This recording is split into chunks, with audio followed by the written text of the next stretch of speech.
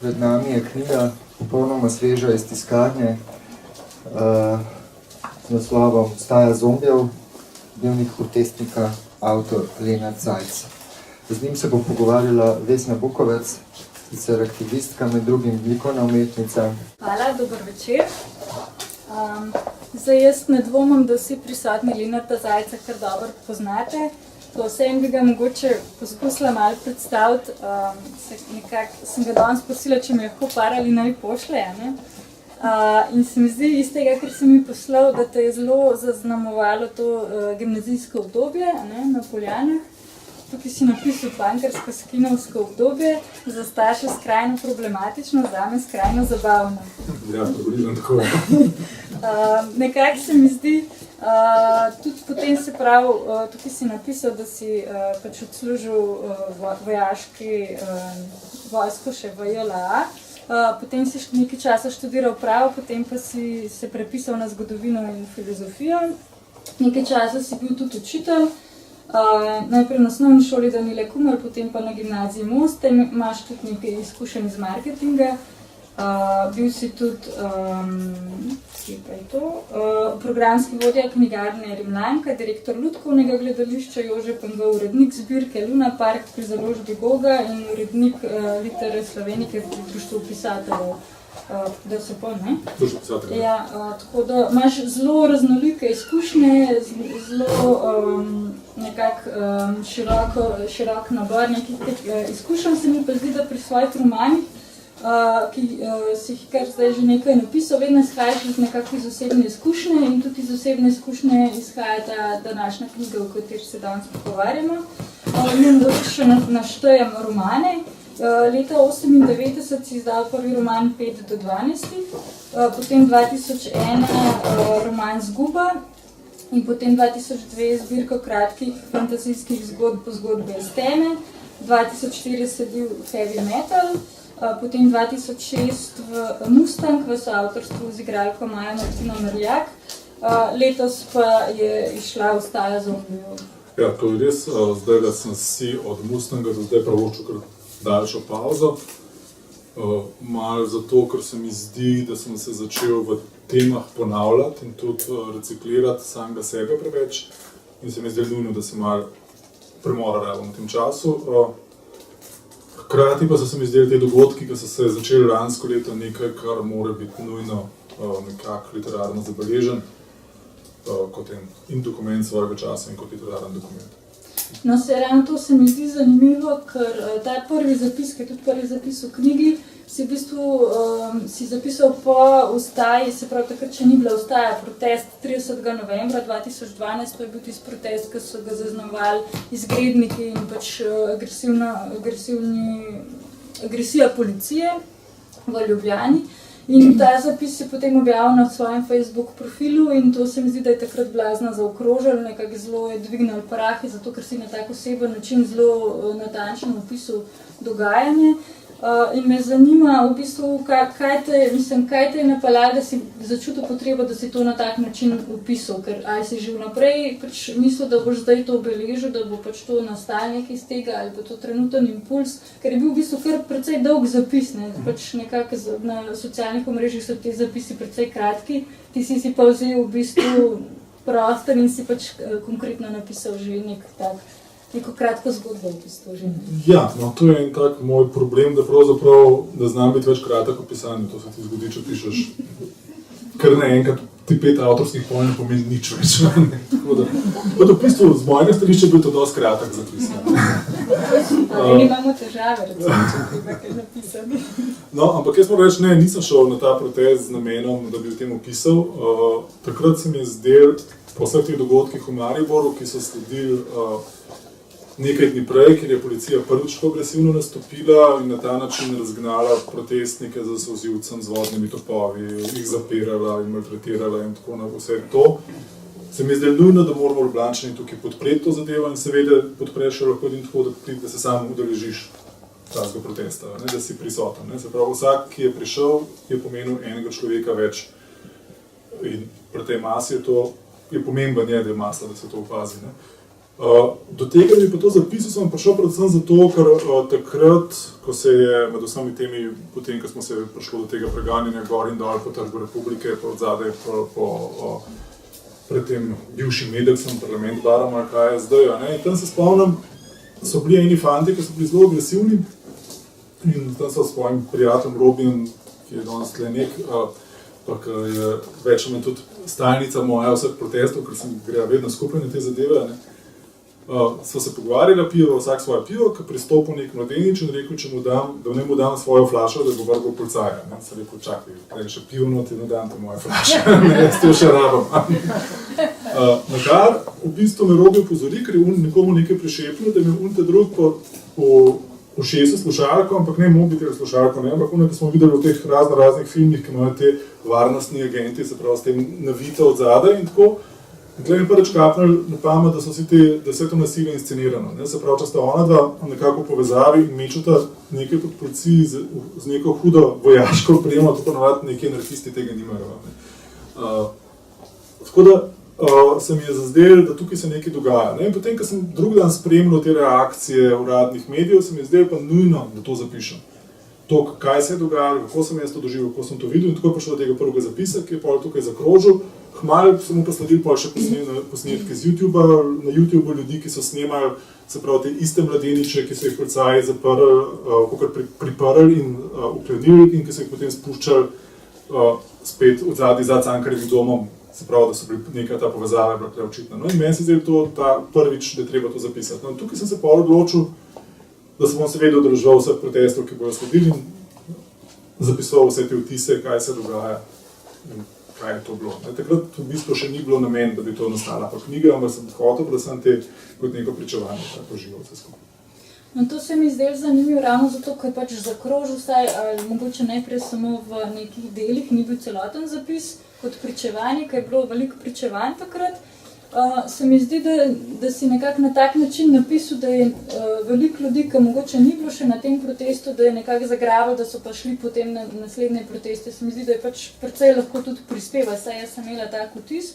Po drugi strani se mi pa zdaj zanimivo, ker ti v tem prvem zapisu tudi ravno omenjaš, da te je novinarka, mislim, da TV Slovenija vmes vprašala in si dal izjavo in potem ta izjava ni bila predvajana, ne?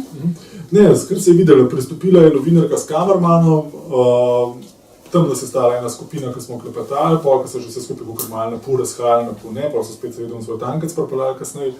Ampak mi smo tam klepetali in prišla novinarka z enim takim zelo posmehljivim odnosom, češ, ali je še tele tlele vprašal, zdaj, da bomo nekaj nebuloze stresali, ali kaj je s tem. Mi smo dali to zelo jasen odgovor, da pravzaprav ne pričakujemo padca sistema, da ne zahtevamo nekega anarhizma, nič posebenega, ampak takrat je bila moja izjava samo to, da smo tukaj zato, ker hočemo, da te v parlamentu končno začnejo že delati.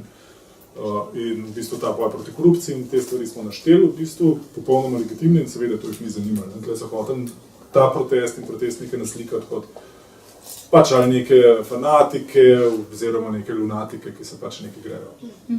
No, ampak zanimivo pa to se mi zdi, da tudi ravno zaradi teh tvojih zapisov nekako je pa pol kasneje sledilo to, da so te pač novinarji sami začeli iskati, povabiti tudi Slak na televizijo, v bistvu kako si pa to...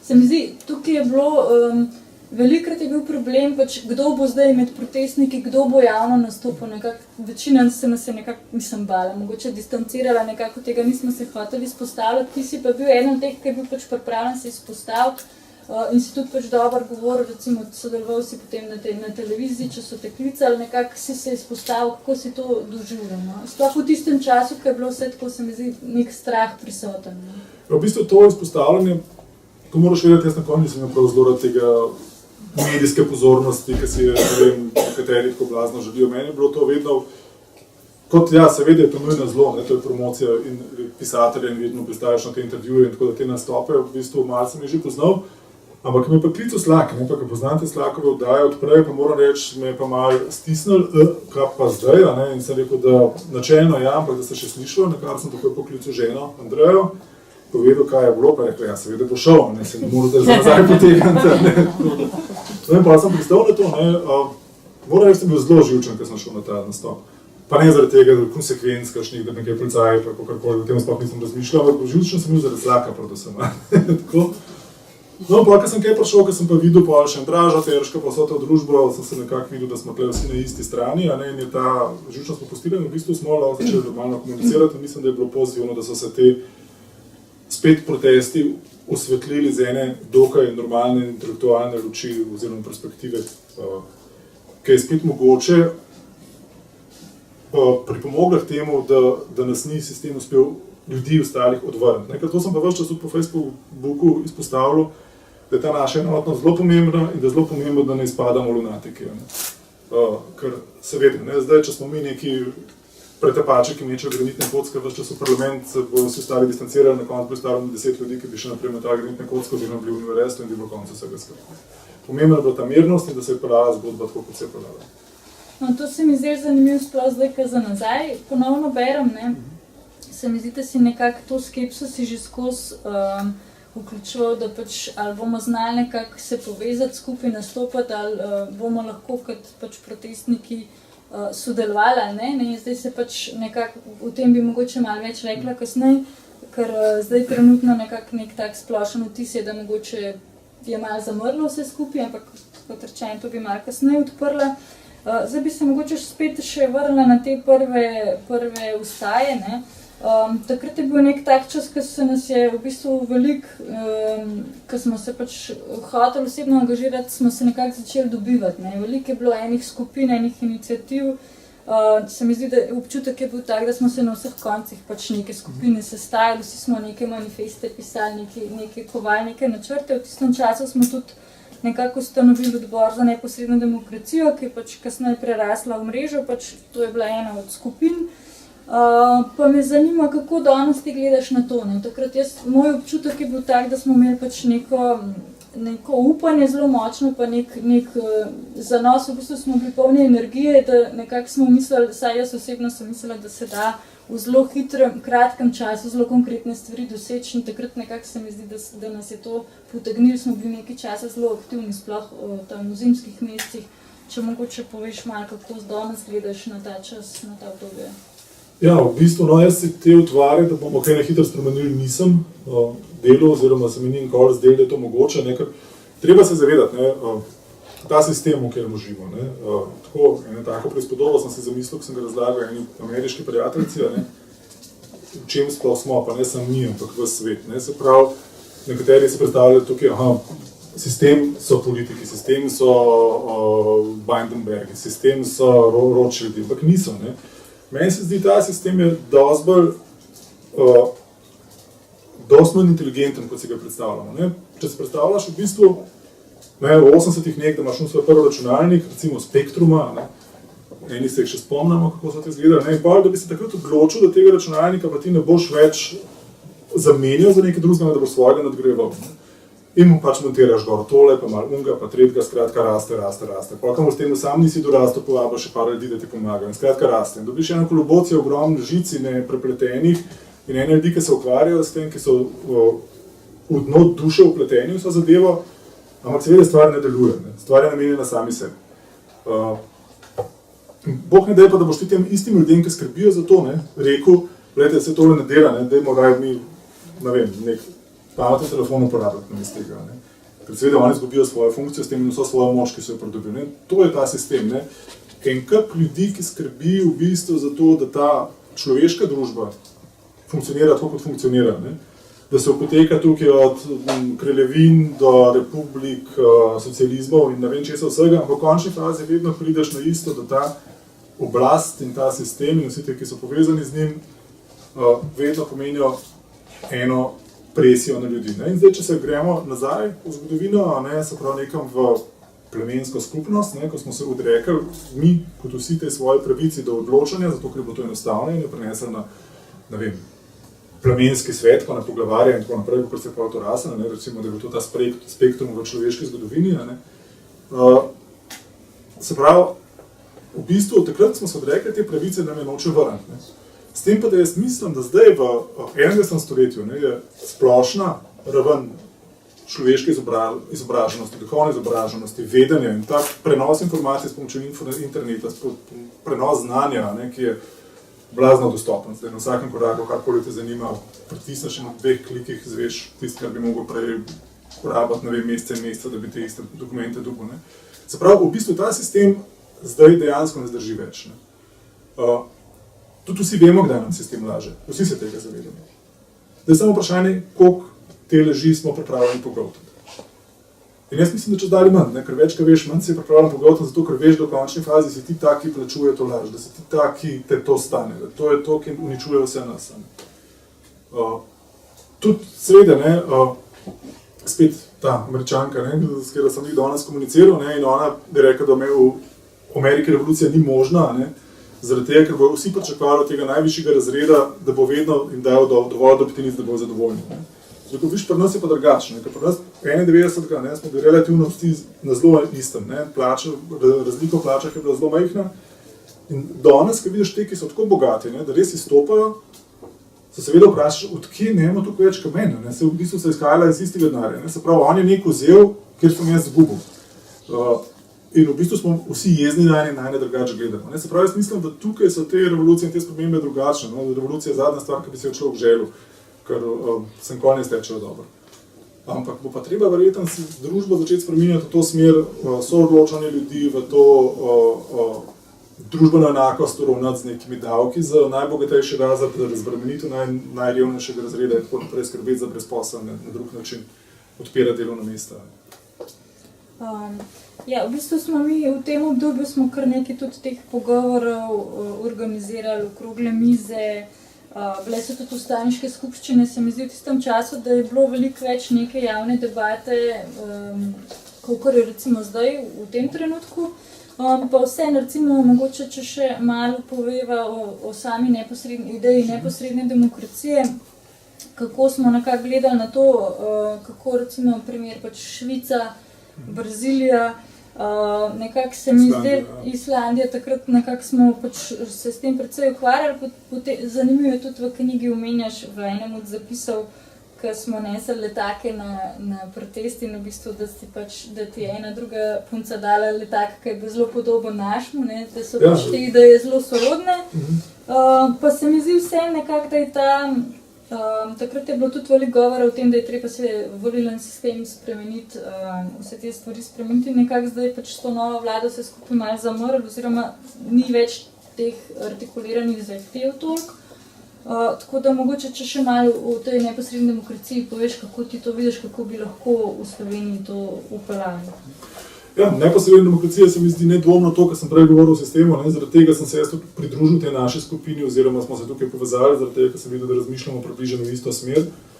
Ker meni se zdi neposredna demokracija absolutno nujna v Sloveniji, v tem prostoru, raven z tega stališča, ne, ker tukaj moramo prvič se zavedati, ne, kjerkoli politična stranka bo prišla na oblast, ne, vključno s to našo solidarnostjo, kjer je bo pol kasneje kakšno rekla, ne, bo zelo izpostavljena vsem tem raznim lobijem, pritiskom lobijev, ali bojo to, ne vem, iz razne evropejske, ameriški, ne vem, vsi skratka, ki imajo interese, seveda tukaj pa na to pritiskajo, to so podkupnine, iščejo vedno najšibkejši člen v tej oblasti in skratka začnejo nekako pronicati noter. Ne.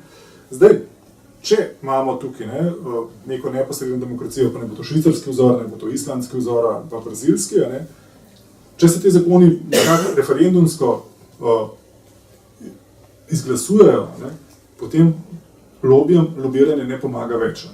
No, ampak referendume so nam zdaj zelo omejili. Ja, referendume so nam omejili, pa to, ampak jaz dojemam se kot, ne jemam tega kot kakšno hudo tragedijo. Zaradi tega, ker vem, prepričan sem, da se bodo stvari spremenile v to smer in da bomo dobili nazaj v drugačni obliki, v boljši obliki, ne, se pravi kot elektronski dnevni, da bomo pravzaprav ne samo dobili referenduma za to, da bi glasovali na ta način, pa ne vem kaj, kot so bili zadnje čase, ampak da dejansko, da bo ljudem prepuščeno odločanje o ključnih zadevah v državi, ne, sploh pa proračunu na davščinah. In pa tukaj vsakega časa mi kdo reče, ja, ampak če bomo pa v davkih, si bomo pa vsi znižali davke. Pa se ne gre, Švicari so si jih sami dvignili, ne, ker so se zavedali, da jih rabijo višje davke. Ne. In jaz sem prepričan, da smo Slovenci vsaj toliko inteligentni kot Švicari, da se tudi zavedamo nujnosti davkov. Saj brezplačnega šolstva pa zdravstva ni zastonj, zato rabimo davke, ne, to ne preleti z neba. Samo rabimo pa oblast, ki prej zaupaš. Ne da ti imaš davke, zato da te nekam vedno ta denar nekam puhti, nam pa nič ne ostane. Ja, se to bi mogoče lahko povezal s tem, da je pač vedno zelo nizka volilna udeležba ravno zato, ker ni tega zaupanja. Ne? Ker za neposredno demokracijo je pa ključno to, da se ljudje aktivirajo, da se vsak zaveda, da je pač na njem, na posamezniku, na posameznici, da nekaj naredi, da nekaj prispeva, ne? In da v bistvu moramo pač skupaj stopiti, skupaj odločati o stvarih. Ne? In zdaj v bistvu ta korak nekako je bil, se mi zdi, v tej enotnosti protestov, kakršni so pač bili, je bil, se mi zdi, precej prisoten, zdaj pa nekako čakamo ta nek naslednji korak, kako bomo letos nadaljevali, recimo, ne, to vročo jesen napovedujejo mediji zdaj že nekaj časa, ne. Ja, tukaj bi ti samo tako skočil, ne, res je, ne, to, kar sem tam rekel, da v bistvu smo se tukaj zelo dopolnjevali vse skupine po zahtevah in po vsem skupaj. Dejansko si nismo konkurirali, ampak smo v bistvu na nek način sodelovali vsi skupaj, ne. Pol pa mogoče bi rekel, da je žal ene par skupin ali tukaj na podlagi egov ali česarkoli se odcepili ali pa potegnili po svoje vse skupaj naprej, ne, nehali upoštevati te skupščine in vse to, kar smo takrat izglasovali, ampak so začeli stvari voditi po svoje. In dejansko so se stvari zvodenile, ne. Dejansko v bistvu so šle v roke nekih ljudi, ki so verjetno zelo dobro hoteli, niso mislili nič slabega, ampak enostavno na ta način ta stvar ni šla. Ne. In jaz mislim, da v bistvu, če bomo kdaj hoteli nadaljevati, bomo morali ohraniti to enotnost in to potrpežljivost poslušati en drugega. Ker sposobnost poslušanja pa dialoga, ne, tudi z unim, s komer se ne strinjaš, ne, je nujna, če hočemo slišati nasprotujoče ideje. Ne. Ker če ti ne slišiš nasprotujoče ideje, pa izgubiš v bistvu avtocenzuro in se ti zdi, da delaš vse perfektno. Ljudje smo pa nagnjeni temu, da nas en po hrbtu čoha, pa trepla, pa koliko si pa ti dober, pa pameten. Če imaš en kup takih okoli sebe, pol stvari ne morejo dobro. Ja, to se strinjam tega. Se mi zdi tudi na vseh teh pogovorih, ki smo jih imeli, pač sestankih, je bilo, mislim, tudi potem, recimo, ko smo delali še ljudske skupščine, ne, se nekako izkazali, da je zelo velika potreba ljudi, da pač pridejo do besede, da nekaj povejo, da so slišani, ampak ko pa je treba nek dialog voditi, v bistvu se pa zelo hitro problem lahko postavi. Tako da tukaj se mi zdi, da nam še veliko manjka, da moramo se učiti ta dialog voditi in tudi v bistvu poslušati ljudi, ki imajo drugačna stališča, pa ne pač se tako skregati, ampak nekako poiskati neko skupno rešitev, tako da tukaj imamo verjetno še veliko dela. Ogromno dela, sami sabo, v bistvu vsak sami sabo, ne. V bistvu pa razčistiti pri samo sebi, ne. Poslušati pa mogoče tudi, ne, to pripraviti ljudi do tega, da so sposobni vklopiti avtocenzuro, kdaj nimam nič pametnega za povedati in zato rajmo učimo. Ne. To bi ogromen tem ostajnikom na skupščinah človek svetov, ne, ko nimaš kaj pametnega za povedati, smo učijo. Tako da. Ja, mogoče bi še omenila vseeno zdaj v luči tega dogodka nedavnega, ki je bil v galeriji Alcatraz, ne vem, če ste seznanjeni, ko je umetnica Marija Mojca Pungarčar pač predstavila na razstavi izdelke, ki so bili narejeni na delavnici Social Dress, in na tej delavnici so pač izvezli slogane iz vseh slovenskih ljudskih vstaj. In potem se je pač pojavila skupina zamaskiranih ljudi, ki so pač odnesli te razstavne eksponate pač kot nek protestno gesto. In tukaj se mi zdi, tukaj sicer stvar je bila tukaj zelo interna med Rogom in Metelkovo, ampak vseeno, zakaj to izpostavljam, ker se mi zdi, da ravno te razprtije nekako, ki so se postavili med vstajniki, kdo je zdaj bolj pravilen, mislim, pravi vstajnik, kdo ima zdaj bolj prav, kdo nima prav, kdo si je zdaj uzurpiral vstajo. Tukaj se mi zdi ena stvar, ki manjka, pač te javni pogovori, javne debate manjkajo v tem, da bi nekako stopili skupaj. No? Kako ti gledaš na to, na te agresivne, v bistvu je bilo to agresivno dejanje, na te agresivne dejanje, no? Kakšno je tvoje mnenje? Jaz bi najprej rekel tako, ta Andrej, kako se že piše? Kornik. Ne, od antikapitalističnega bloka. Aha. No, Andrejček, no, on je enkrat zelo fajn rekel, ne, vsak je legitimen do protestiranja in vsak protestira na svoj način. Ne. In to se mi zdelo vedno edino pravilna vodila do protestov. Ne? Se pravi, če hoče nekdo, takrat oni vem, da so v ograjo neki hoteli vlačati policijsko, eni bi drugače, eni drugače, skratka, ampak podpiramo in drugega, vsak dela pa na svoj način. In to se mi zdaj prav. Zdaj, da bi pa tukaj kar naenkrat nekdo začel dirigirati moje protestiranje, pa boljše od tvojega protestiranja, pa to pa ti ne smeš, pa s tem, ker boš pa ti na majico si napisal, ne vem, nek slogan, pa to majico prodajal, pa s tem boš zaradiral proteste. Ni, ne, protesti so bili naši in v bistvu so bili nujni za to, in so nujni za to, da spremenjamo to družbo. Ne. Zdaj pa vsa ta dirigiranja so pa otročje, no. Ja, se strinjam. Mogoče bi zdaj se še toliko vrnila nazaj, se pravi na knjigo, a ne? V knjigi so te zapisi, ki so nastajali takrat, se pravi po vsaki vstaji, ampak potem nekako zadnje to poglavje je pa nekako post festum nastalo, če mogoče malo več lahko poveš o tem, ker mislim, da tega na Facebooku nismo brali. Ne, zadnjega namerno nisem objavil, tega sem napisal na polet na Kornatih. Pa sem takrat ga še nekaj mislil objaviti, pa sem rekel, ne, ta ne bo za v knjigo. Ne. Namreč po temu nekje maju, ko so se vse te stvari začele malo drobiti in manjšati, se tudi sam nisem bil več čist, kaj ne sploh zapišem še. Ker se mi zdelo, da grejo stvari v koncu in v temu nisem hotel pisati na ta način, zato sem si vzel ta čas, da sem v bistvu vse razmislil in obenem tudi ta čas, da sem opazoval, kaj pravzaprav nova vlada dela. Ker če se spomniš, ta nova vlada je takrat dala ene impulze, hotela dajati, da v bistvu zelo hoče sodelovati. Vabili so vstajnike na neke debate, takrat če ste v referendumu, poslušali bomo vaše mnenje o referendumu in pa naredili se diametralno nasprotno, kot se slišala.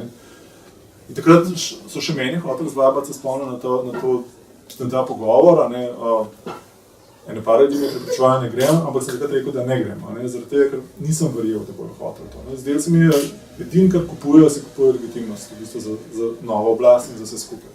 In dejansko, čim so začutili, da zdaj pa sedijo tukaj, so pozabili na vse to.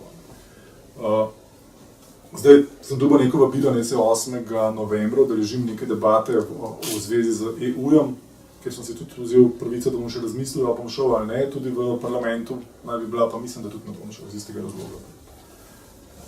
Ne bodo poslušali, nič ne bodo naredili, drugače je treba zašraufati. Ja, tukaj mogoče jaz lahko povem, da jaz sem se pa udeležila tistega pogovora, ker sicer tudi bilo pač, ali se udeležiti ali se ne udeležiti, ampak meni se potem nekako zdelo, da glede na to, da smo mi skozi ponavljali pa ustrajali, da pač hočemo, da se dialog vodi, se pravi, hočemo, da pač oblast tudi posluša in naše zahteve posluša, se mi zdelo pač zaradi tega potrebno iti pa in pač tam še enkrat pač v obraz povedati naše zahteve, je pa res, da pač se izkazali, da nič od tega niso upoštevali. Ja, se je točno to, da jim to povedati, kaj si mislim o EU-ju, mislim, ko sem kot jaz vstajnik ne bi jim to govoril, kaj si jaz mislim o temu, po tej strani je malo mika, da bi jim šel to povedati. Ampak po drugi strani mi pa mod to, da bo rekel pa spet, se tukaj se podrežil, tudi ta pa tak, je bil tle pa tle, in gledajte se, vodimo dialog s temi ljudmi. Ja, to se mi zdi ta nevarnost, da v bistvu potem podležemo temu, da pač oni lahko rečejo, obklukajo, imeli smo dialog s civilno javnostjo ali pa pač z zainteresiranimi državljani, se pravi, naredili smo to, debato smo imeli, ampak pač ne vpliva pa na odločitev, pa nekako ne moramo vplivati. Tako, zato sem jaz tudi rekel, da če mi lahko pošljajo spisek govornikov, pa vodničarjev, pa v bistvu točno v kateri temah se bo razpravljala, pa da vidim, da me to sploh zanima, ali se sploh manj kaj zapovedati o temu, ali sploh imam mnenje o temu, skratka. No, ampak mogoče tukaj lahko poveš, kakšno imaš pa ti mnenje o Evropski uniji oziroma o sodelovanju oziroma o teh idejah, ki se tudi pojavljajo o izstopu iz Evropske unije, kako ti gledaš na to? Meni se zdi, izstop iz EU je absolutno ne. Namreč, razmer se spomnim, enkrat mi je oče pravil, ko smo debatirali, v nekem literarnem večeru v Makedoniji, to je bilo tam začetek 2000, in je tam govoril pač te Makedonci, in je on rekel, ja, Slovenci ste imeli pa prav, morali bi se takrat preformirati Jugoslavijo v konfederacijo. Pa dan je rekel, pa se to smo vam skozi govorili, pa mu odgovoril, ali trebali ste nas obediti. Skratka, zdi se mi ta drža, da gremo spet nekje ven, zato ker majhen zaškripal, se mi ne zdi dobro. Dajmo jih prepričati. dajmo se povezati z Grki, dajmo se povezati z Italijani, Španci, vsemi temi državami, ki potrebujejo ta pomoč, ki na EU, za kjer je EU trenutno dejansko deluje kot neke sorte okupacijska sila, ne, s to grožno trojka, s temi prisilami. Jaz mislim, najbolj bi se bilo povezati z njimi, pa sem prepričan, da tudi znotraj Nemčije najdemo skupine somišljenikov. Sem prepričan, da danes sem zasledil, da v Angliji formirajo nek ljudski parlament EU-ja, ki naj bi bil protiutež bruselskemu in kjer naj bi se predvsem razpravljalo o koristi ljudi v EU in znotraj ljudi in se te skupine povezvale med sabo.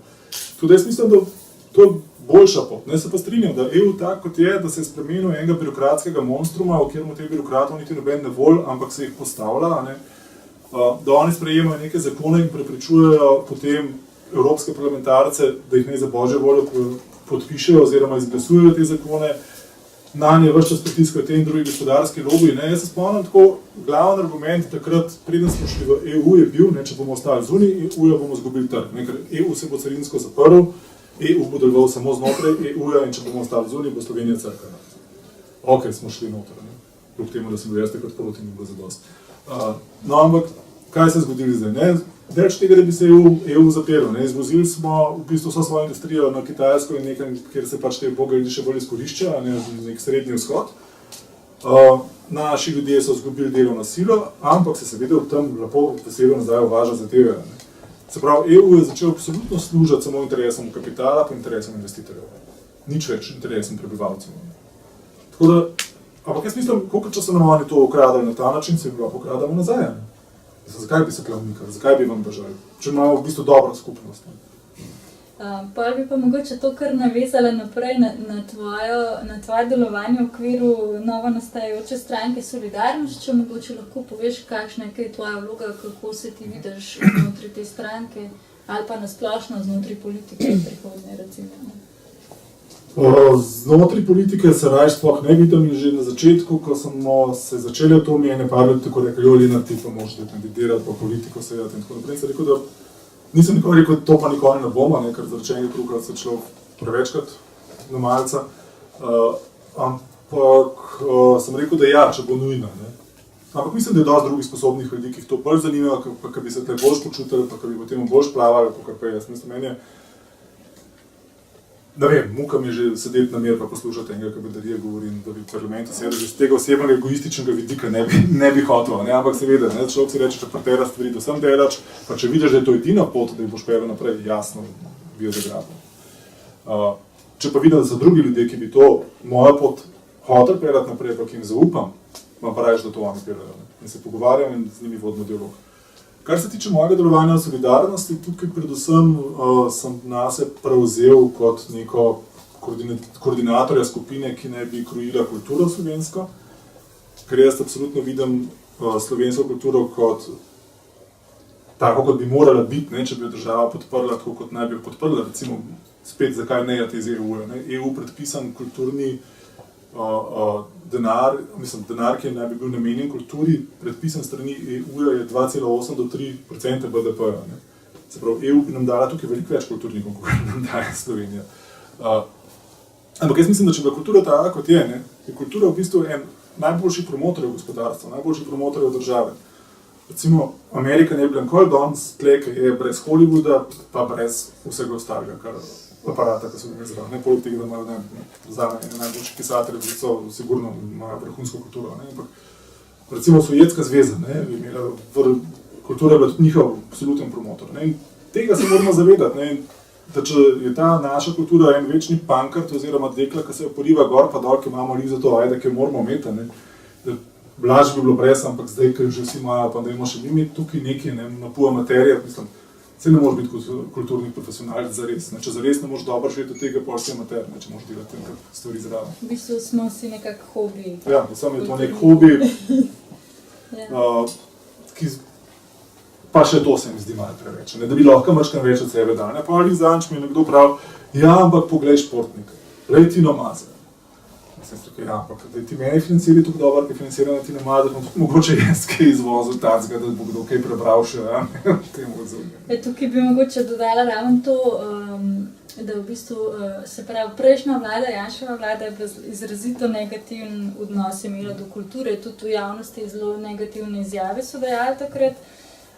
Medtem ko zdaj ta nova vlada pač se kaže, kot da je bolj naklonjena kulturi, po drugi strani pa je spet to je moje mnenje, sem pač nek tak vtis, ker tudi, kolikor sem obveščena, tudi če želijo neke stvari doseči, jih potem pač ostali ministri porežejo, se pravi, ker je finančno ministrstvo pač vrhovni odločevalec, ne, glede na ostala ministrstva. Tukaj sem to skočila besedo, ne. Kar se kulture tiče, se mi zdi, Slovenija imela dva dobra kulturna ministra, ki sta se res postavila za svoj resor, ne zato, da sta kimala svojim primerem, to sta bila, en je bil Jožef Školč, drugi je bil pa Rudi Šeligo, to žal pokojni.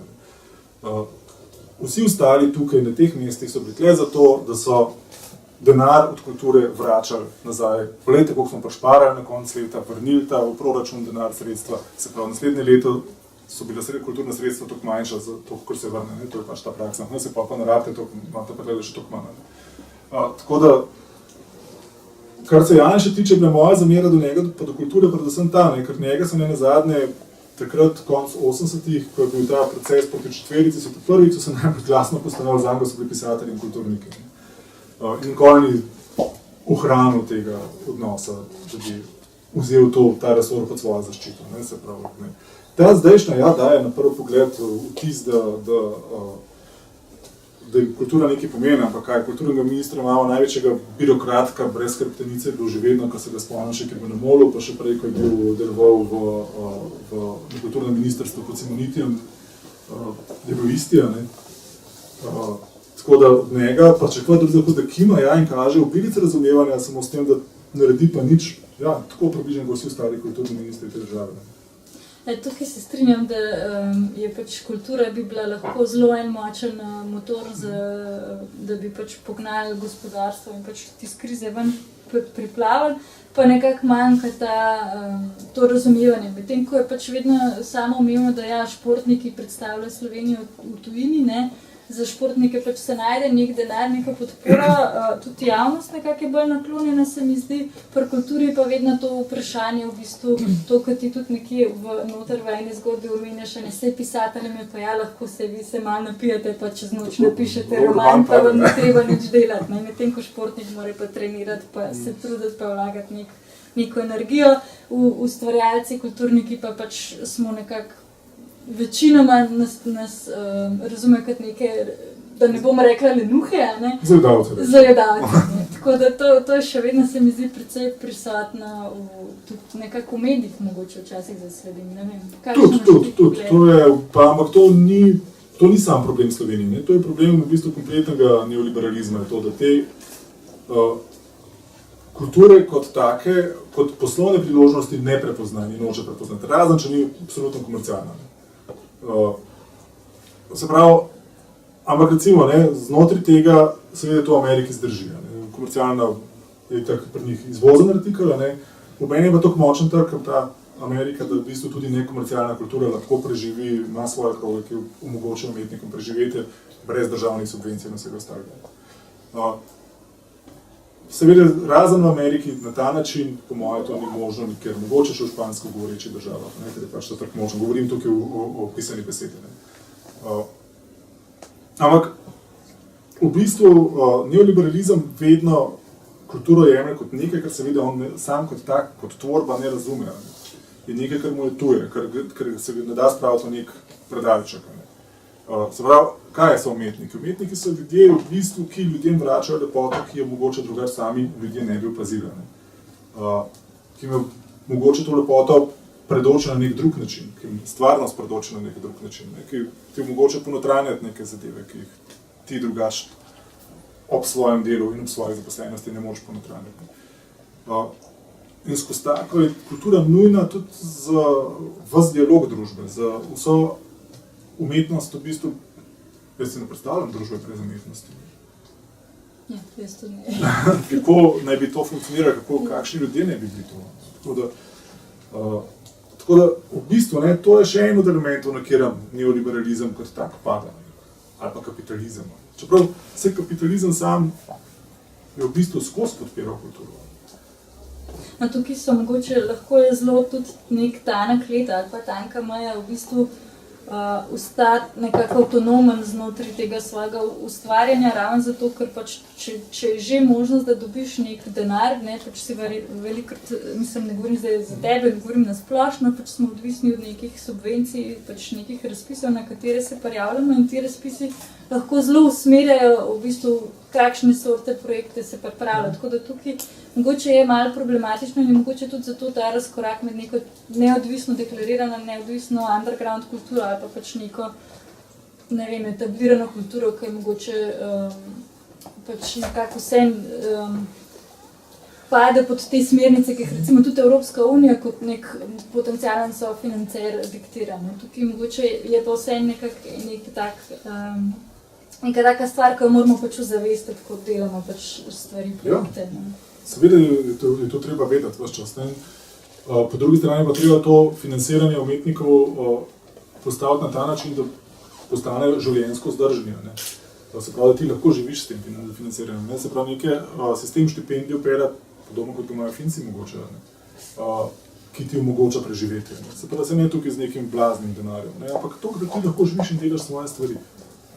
Skratka, rešitev je tukaj kar nekaj, da se vrne na to solidarnost, o kateri sem začela govoriti. Tukaj sem pač ugotovil, da znotraj te skupine ljudi je veliko razumevanje sploh za kulturo in umetnost.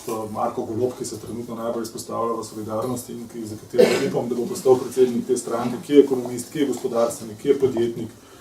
On absolutno pravi, da brez kulture ne gre, in da to je nekaj najbolj nujenega v družbi, tako da absolutno človek, kjer mu zaupamo. Drugač, sam pa vidim solidarnost po drugi strani še kot na en način pomembno. Ob tem ustanavljanju in informiranju smo dali v to naš statut, da se v primeru potrebe razpustimo. Primer potrebe je pa moment, ko družba prerase v nekaj neposredno demokracijo ali pa če se združimo z neko drugo stranko in tako naprej. Skratka, ne gre tukaj za neko igotripaško po ene skupine ljudi, ki bi hoteli to delati. Tudi Marko Golob se zelo otepa te funkcije, da bi postal predsednik stranke, prav da on dela druge stvari. Da če bi zdaj se on začel ukvarjati, predvsem stranko mora opustiti vso svojo kariero, vse svoje delo in se ukvarjati samo s tem, ker je rekel, da noče delati to tako kot Lukšič, ki ima stranko za hobi. Skratka, je tukaj nekaj, kar jim je zaradi česar jaz tem ljudem zaupam. Kako pa vidiš naprej, mogoče to bi še, meni se zdi, mene doleteva, velikrat me pač ljudje sprašujejo, kaj delate zdaj v Stajniki, kako naprej, kaj se dogaja, kaj boste naredili, kako se ti soočaš s takimi vprašanji? Ja, ta vprašanje tudi mene doleti zelo velikrat, jaz ponovadi prvi odgovor je, pa ti organiziraj kaj mogoče, pa če že ne boš organiziral, a mi obljubaš, da boš vsaj prišel, če bo se kaj dogajalo. In tako je pa treba vedeti, pa ponovadi razložim, da pač vse, kar se je dogajalo, je zraslo iz enega entuziazma, iz ene vole ljudi, ki smo bili tukaj, ki smo tle sodelovali, ki smo se tle dobivali, ki smo bili pripravljeni po ure in ure presedeti, ali tam na Metelkovi, ali kjerkoli smo se že usedali, ure in ure z unim Facebookom, kjer si debatiral in komuniciral z ljudmi, jih probo držati nekih niti, da se ne bi vse stvari razsule.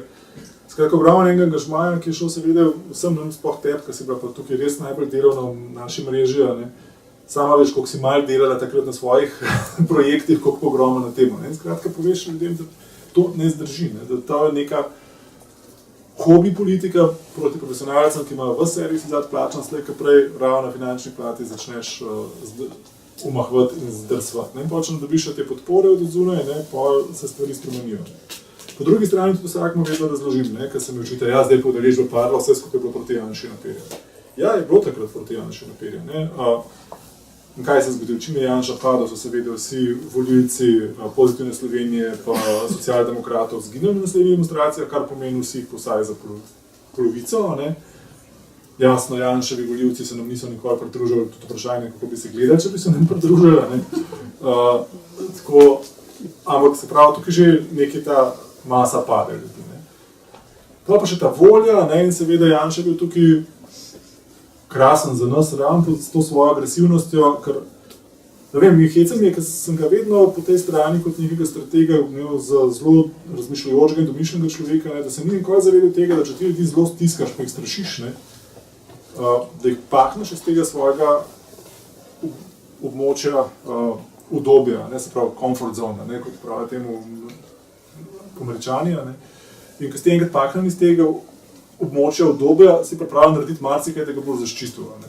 In se pravi, bolj, ko se boš ti čutil ogroženega, bolj ti bo pahal ven. Ta vlada zdaj dela obratno, ne. Ljudem skozi še pa ta se bo v redu, ne bo trojke, super, smo samo še mečkam manjka, pa bomo splavali, krasno bo, lejte, čist mečkam še, ne. In skratka se pustiš uspavati, ker ti je seveda tako udobje, bolj udobno, ne. In zaradi tega je vedno manj ljudi tukaj.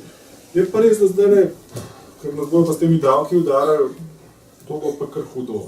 Mislim, sploh za te najrevnejše sloje, še dodatno so obdavčali SP-je, se pravi ljudi, ki so jih najprej našajbali, da odprejo SP-je, zato da bodo sploh dobili službo, pa so dobili službo, ne more teh obveznosti plačevati, ne more zapreti SP-je. Vi zadnjič sem poslušal po radiju, da so trenutno najrevnejši ljudje pri nas ne brezposelni, ampak ljudje, ki so odprli SP-je. Tukaj so tudi samozaposleni. Tudi samozaposleni, ja, tako. Ja. Ne, to je velik problem in tudi zdaj so ravno dvignili te prispevke, mogoče sam en tak za zdravstvene prispevke je bila dikcija ministra to, da, da morajo biti vsi solidarni, da pač zaposleni plačujejo več kot samozaposleni, po drugi strani pa samozaposleni večinoma sploh ne koristijo zdravstvenih pač bolniške, ker enostavno, če se ti sam za vse odvisen, ne moreš zdaj imeti en teden bolniške, ker noben drug za tebe ne dela. Ne. Tako da tukaj je en tak problem, ampak to je samo en do detajlov. Ne. Zdaj, kar se tiče teh novih protestov, ne, ravno jutri je v bistvu obletnica prvih protestov, ki so bili lansko leto v Mariboru. Napovedani so pač v različnih krajih, v Mariboru predvsem, pa tudi v Ljubljani, v Novi Gorici, pa v Kopru, če se ne motim, pa v Kranju. Zdaj, kako ti gledaš na to, kaj se ti zdi, kaj se bo zgolj na teh protestih? Bojo nek nov zagon ali bolj samo obletnica? Jaz upam, da bo nek nov zagon, pa jaz upam, da bo šlo v tej smeri, kot so bili na začetku, se pravi veliko manj organizirani, veliko bolj anarhični, se pravi, pa ne v pretepaškem smislu, po spontani tega pohoda po Ljubljani, ker se ljudje priklapljajo in nabirajo. In se mi zdi, da to je bilo v redu. Ne? Ker se mi zdi pa nujno, ne? Če se ne strinjamo s tem, da davki na nepremičnine, pa z vsemi temi zadevami, ne? Ker spet, ne, ko ste se prej pogovarjali, ja, jaz se strinjam, da nek davke treba plačati, če hočemo državo vzdrževati. Ampak ta davek na nepremičnine je nekaj tako nedomišljenega. Ne? Recimo, zdaj je zakrožila in po internetu in po časopisih ta fotografija hiše sodnice Slovenj Gradca. Ne? Neka ogromna vila, ne? Za katero bo ona pač zaradi svoje lokacije plačevala manj, kot je enosobno stanovanje v Ljubljani. Ne? Se pravi, gradnja v hiše, njeno premoženje je bistveno višje od tega. Ne? Se pravi, spet nekaj nedomišljenega, nekaj pošaranega. Poleg tega ta vlada sploh ne razmišlja o tem, da bi obdavčila višji dobiček, pa znižala davek na investicije. Ne? V bistvu, če mene vprašaš, jaz bi ukinil davek na investicije, ne? Če hočeš zagnati gospodarstvo, davek na dobiček pa absolutno 20-25%. Davek na luksus, o tem noben razmišlja, ne? Da bi se pravi neka kvadratura, ki je toliko večja hiše in tako naprej, pa nek razred avtomobilov, ki je neobdavčen oziroma je toliko malenkost dražji od običajnih manjših, bi se ga dati bolj stisniti. Skratka, ta vlada je popolnoma nesocialna. Čeprav jo formira kao leve stranke. To se strinjam povsem s tabo, ja. Mogoče bi ti prebral kakšen odlomek iz knjige? Lahko, čakaj, tam da malo poiščem. Zdaj imam prvič v roke, danes je šele prišla iz tiskarne, tako da moram poiskati, tam moment. Mogoče dam ta odlomek, o katerem sem prej že govoril, da smo mladci s kapuco, ki je verjetno takrat zbudil tudi največ interesa pri tej zgodbici, ki je zakrožila. Pred mano se pojavi mladec v trenerki s kapuco in preveza čez obraz. Daj mi flašo, stari, mi reče. Ne dam, mu odvrnem in obenem razlagam ženi, kaj se dogaja. Namreč po telefonu sem se pogovarjal z ženo in je reportiral vse, kar je se dogajalo v tistem hipu okoli mene. Ob meni stoji Robi. Mladec potrpežljivo čaka svojim prijateljem, da popijem pivo, nato mi steklenico samo vzame in jo, hop, vrže v policiste. Jaz še naprej razlagam ženi, kako in kaj, ko mi Robi pokaže na mladeniča pred mano. V ušesu ima prozorno slušalko, povezano s prozorno navito žico, ki se spušča za njegovo trenerko. Opa, rečem ženi telefon, tale pred mano pa policaj, slušalko ima v ušesu. Mladec se jezno ozre, takrat mu tisti, ki mi je prej vzel steklenico, nekaj reče in skupaj s tretjim prijateljem odidejo drugam. Robi mi pove, ko se govori o ženama, je tisti, ki ti je vzel flašo, rekel, naj pazi, ker delaš nekakšno reportažo. Hec, ne? Imajo policisti skrivne policiste, ki jim naročijo, naj mečejo kamene vanje? Mislim, da ne. Bi nogometne huligane dovolj skrbelo moje poročanje neznanemu mediju, da bi raje odšli delovati drugam? Spet mislim, da ne. Imajo običajni nogometni huligani visokotehnološke komunikacijske naprave, s katerimi koordinirajo svoje delovanje? Tudi mislim, da ne. Se pravi, gre za plačance tistega, ki je želel, da se mirni shodi prelevijo v nasilno. Plačani agitatorji in provokatorji? Mislim, da ja. Slišim nekoga govoriti. Bil sem že na nekaj demonstracijah po svetu, tudi tistih v Beogradu proti Miloševiću in edino na tistih sem doživel uporabo vodnih topov. Pomislim na Miloševićev režim, neko tega primerjam z Janševim. Kar nekaj podobnosti. Nesposobnost država obraniti pred ekonomsko krizo, ohranjanje z oblasti silo namesto z dialogom, nezmožnost presoje, kdaj je čas za odhod. Pa še bi se našlo. Ampak to tako in tako vemo vsi, ne bom zdaj o tem. Vodni tankac in njegova spremstva se počasi premakne slovensko na Šubičevo. Ko odidejo, se ljudje začnejo razhajati. V zraku je še vedno veliko solzivca. Pomislim, če bi jaz živel tukaj naokrog in bi mi zaplinili stanovanje, bi tožil policijo in vse odgovorni za to sranje. Gremo k Sokolu na kozarec. Tale knjiga stane 8 €, ostaja zombijev, broširana izdaja, kar je zelo malo. Če pač podpirate slovensko knjigo, če podpirate slovenske avtorje, sem poročal zaradi vas, ker upamo, da bomo veliko prodali, da lahko tako nizko ceno zagotavljamo, poročam nakup iz srca. To druga stvar, ne, da skočimo še na to. Nekateri že veste, mnogi pa ne, da v Slovenijo prihaja mogoče eden najbolj znanih protestnikov našega časa v tem prostoru. To je pravilno ime, ne vem, če bom znal. Hrdar Torefson. To je človek, ki je začel pravzaprav protestirati leta 1975 v Islandiji, ko se je izpostavil prvi deklarirani gej, ne, in je izkusil, v bistvu, kaj to pomenilo v tistem času, da so se časi spremenili, grozljivo, v bistvu bil je uničen poslovno, tako on je bil zelo znan kot glasbenik tudi in tako naprej. Je mogel dobesedno pobegati na Dansko, kjer je kar nekaj let živel in potreboval leta, da se lahko vrnil nazaj v Islandijo. On je bil tisti, ki je, mislim, da je bilo nekje po 6. oktobru, po tem, ko je njihov premier s Islandce seznanil z nečim grozljivim in nečim nemislivim skoraj, namreč prišlo je za desetine milijard dolgov, ki naj bi padli na pleča državljanov čez noč, ki so se imeli za eno najbolj premožnih ljudstev na svetu, in je bil prvi, ki je stal pred parlamentom več dni zapored, sam, in potem so se mu priključevali drugi počasi. On je bil tisti, ki je imel čut, ker je izkusil, ker nekdo, ki prihaja res iz stiske, kaj to pomeni, in je pravzaprav bil ključna osebnost teh protestov, ki, kot veste, so odmevajo, o katerih so sramežljivo zahodni mediji govorili, ker se je dogajalo nekaj pravzaprav nezaslišanega. Kot veste, na koncu islandsko ljudstvo z 2 referendumi, ki v Sloveniji danes, ne povem, niso več možni, zavrnilo poplačilo dolgov in zahtevalo to banke same poravnajo ali pa bankrotirajo. No, primerjava, ne? V Sloveniji so že nekajkrat dokapitalizirali tudi za 500 milijonov in tako naprej, samo Ljubljansko banko. Veste, na 2 referendumi so to zavrnili, uspeli so, povabili so drugo, eno najbolj ključnih oseb časa preobrazbe v Evropi, Evo Joly, legendarno preiskovalno sodnico norveškega rodu, ampak Francozinjo, ki je prva oseba v Evropi, ki je uspela, je segla najvišje v mafijo, politično in ekonomsko, finančno, in uspela za zapahe spraviti ključne menedžere ene glavnih multinacionalk svetovnih z naftne industrije. In ona je tudi Islandcem pomagala, islandskemu tožilstvu pri pripravi, pri pregonu te korupcije. Nekaj bančnikov in politikov so spravili za zapahe, verjemite mi, da so predvsem bolj civilizirani kot naši, so jih spravili za pahe, več 10 obtožnic je še odprtih. Vojna se v bistvu nadaljuje, kot vemo, nedavno v Islandiji ponovno zmagala desnica, ki je odgovorna, vendar v Islandiji ponovno vre. Ta, kot Hodor pravi, in ga boste lahko slišali, 7. novembra bomo tudi ob 11. predvidoma novinarsko konferenco za slovenske novinarje. Istega dne, to je četrtek, bo nek javen nastop, dogodek, še ne vemo, kje boste obveščeni, naslednji dan v Mariboru.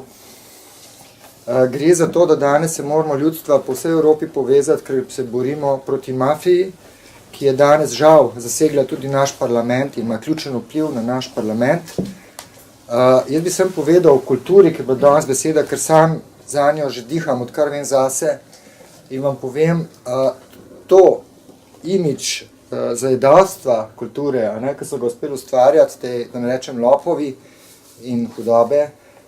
Poglejte, slovenska knjiga dobi 2 milijona 200 približno subvencij, posrednih in neposrednih, kompletna knjiga na leto. Poglejte, koliko dobijo politične stranke, ki to širijo.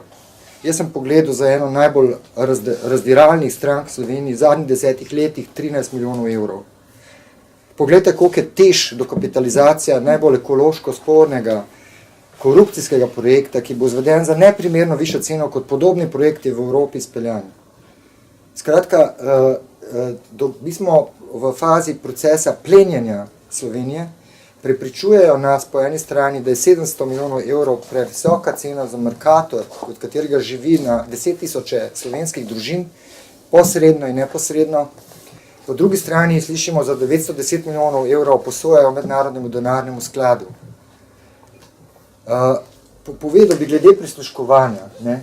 Prisluškovanje, tule so knjige v imenu države, politično najbolj nekorektnih knjig, pred kratkim pa Skrito povelje, dolgoletno preiskovalno delo, ki ga upravlja Draga Potočnjak, svakinja pokojnega Tonija Merlaka, pilota, ki so ga ubili, zahrbtno ubili nad Ljubljano in celemu svetu pokazali, kako agresivna je JLA v Sloveniji.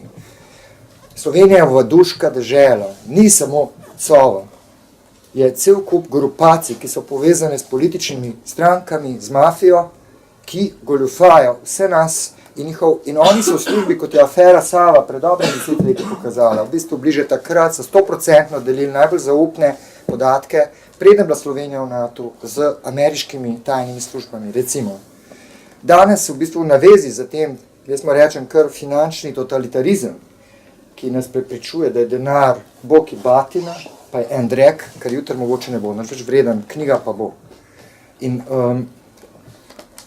takole, ta obisk Hordorja smo si drznili narediti zato, ker je precej ljudi na Facebooku obljubilo podporo, ker samo karta povratna stane, mislim, da 1070 evrov, potem so pa še drugi stroški, tako da če kdo med vami, ki pripravljam 5 evrov za ta projekt donirati, lahko to storite potem tam na našem pultu in dobite potrdilo o donaciji, tudi označite, ali želite, da je vaše ime izpostavljeno ali ne.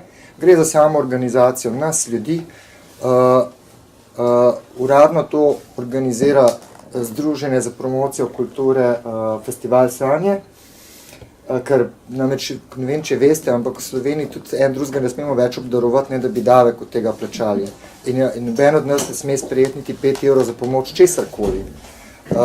Zato, ker naša svoboda je nezaželjena in kultura, še to bi rekel, ustvarjalnost, je pa sovražnica kapitalizma od nekdaj in se ne strinjam, da je kapitalizem kakorkoli podpiral kulturo, vedno ga je zelo pazil, da je bila kultura v prekernem, negotovem položaju. Izjema so bili še Michelangelo, tu in tam, ko so mu poplačali, da je Sixtinsko kapelo risal tako naprej. Kultura je bila vedno služkinja in mogla je biti služkinja. Vendar nas evropsko izročilo uči, da je kultura pravzaprav osnova in ustvarjalen, svoboden človek je največja nevarnost vseh lopov, vsega sveta od nekdaj. In zato je pomembno, da beremo knjige, da beremo tudi pravljice, bom rekel, v njih je velika moč, ki prekaša moč denarja. No? Malo sem bil dolg, skratka, priporočam Staja zombijev in obisk Hordorja in bomo hvaležni za vsako podporo. Hvala lepa. In pa še to, jaz upam, grožnja izstopa iz Evropske unije je edina možna lekcija, ki jo ta Evropska unija, ki ni več naša in je v nasprotju z identiteto in zročilom humanizma evropskega, ker je v rokah Mednarodnega finančnega sklada in svetovnih bank, ne pa več ljudstva. Gospod Barroso, Evropska komisija, ki je nedemokratično izvoljena, Mednarodni denarni sklad, Evropska centralna banka, ki se obnaša izrazito nesolidarno do ljudstva, to, da ima Nemčija bistveno slabše odnose med dolgovi in po drugi strani pa bonitetne ocene, tako 2% ali celo manj na nove kredite, v Sloveniji gre pa to daleč, to kaže na tem, kaj je ta Evropska unija. Evropska unija je nadaljevanje svetovne vojne z drugimi sredstvi in ni Evropa. Jaz mislim, da Evropo bomo ustvarili mi od Islandije, ki so pred nedavnim dokončno zavrnili pogajanja s to Evropsko unijo, do nas, do Grkov, ki so za las, da tega že niso. Evropa smo mi, ki še nimamo glasu v tem svetu. Samo to bi še dodal, ker sem eden pobudnikov te ideje, ne, in se čutam, sem želel to misel pojasniti, zakaj. Mislim, da glede na to, da smo kapitalsko in tako naprej relativno šibki, moramo biti odločni in poslati jasno sporočilo tem ljudem, ki se visoko nosijo, pa mislim, upam, da jih bomo kmalu videli na zatožnih klopeh nacionalnih in evropskih sodišč.